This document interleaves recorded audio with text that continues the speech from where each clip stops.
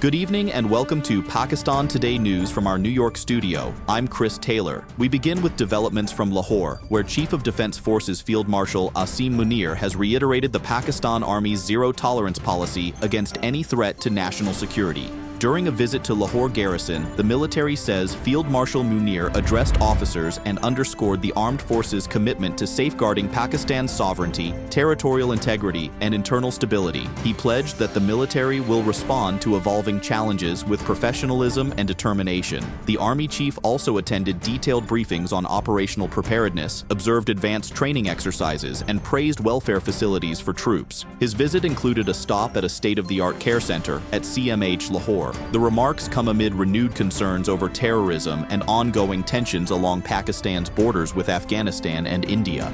In another major security development, an intelligence-based operation in Dera Ismail Khan has resulted in the martyrdom of Pakistan Army Major Sibtain Haider and the killing of 7 suspected terrorists. According to the military's media wing, the clash took place in the Deraban area during an operation targeting militant elements. Major Haider, aged 30, was leading his troops from the front when he embraced martyrdom during intense gunfire. Weapons and ammunition were recovered from the slain militants. President Asif Ali Zardari, Interior Minister Mohsin Naqvi, and the Governor of Khyber Pakhtunkhwa have paid tribute to the fallen officer, reaffirming the nation's resolve to eliminate terrorism. Security forces say operations are continuing to neutralize remaining threats in the region. Turning to politics, Pakistan Tehreek-e-Insaf has called for the full implementation of the National Action Plan to eliminate terrorism. Party leaders were speaking in Islamabad, where Barrister Gohar said terrorism has no religion or political affiliation and stressed the need for decisive action against violent extremism. PTI leaders also rejected claims that the party's government in Khyber Pakhtunkhwa is not cooperating on security matters, calling such assertions inaccurate and counterproductive. Salman Akram Raja said the party supports a long-term national counter-terrorism policy designed to remain effective for 5 to 10 years. For more on this, we're joined by our correspondent Sarah William in Islamabad. Sarah, what more can you tell us? PTI leaders here are emphasizing unity and consistency in the fight against terrorism, arguing that short-term measures are no longer sufficient. They say the National Action Plan provides a comprehensive framework but requires genuine implementation across all provinces. Party representatives also insist that cooperation between federal and provincial governments is essential to avoid security gaps. The leadership is urging all political stakeholders to move beyond blame and focus on a sustainable national consensus. According to PTI, public confidence can only be restored through transparent and coordinated action. Thank you, Sarah.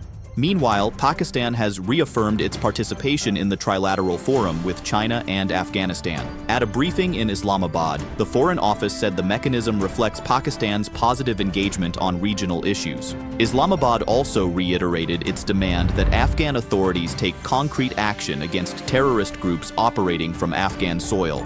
Foreign Office spokesperson Tahir Hussain Andrabi said Pakistan does not seek hostile relations with Kabul, but expects verifiable guarantees that Afghan territory will not be used for attacks against Pakistan. On reports of a potential Saudi-Pakistan JF-17 deal, the spokesperson said the Foreign Office is not aware of any such agreement at this time. In aviation news, Pakistan International Airlines has announced the resumption of flights from Lahore to London, beginning March 30, 2026. The airline says the move is part of its expanded UK operations, following the earlier reinstatement of Manchester and Islamabad-London services. PIA plans to operate up to 7 weekly flights between Pakistan and the UK to meet strong passenger demand. Officials say the restored route will reconnect Lahore with Heathrow Airport after a long hiatus, strengthening air links for travelers and the Pakistani diaspora in Britain. And Bangladesh and Pakistan are set to resume direct flights after a gap of 14 years. Biman Bangladesh Airlines has announced that the first Dhaka to Karachi flight will operate on January 29th. The twice-weekly service will mark the first regular direct connection between the two countries since 2012.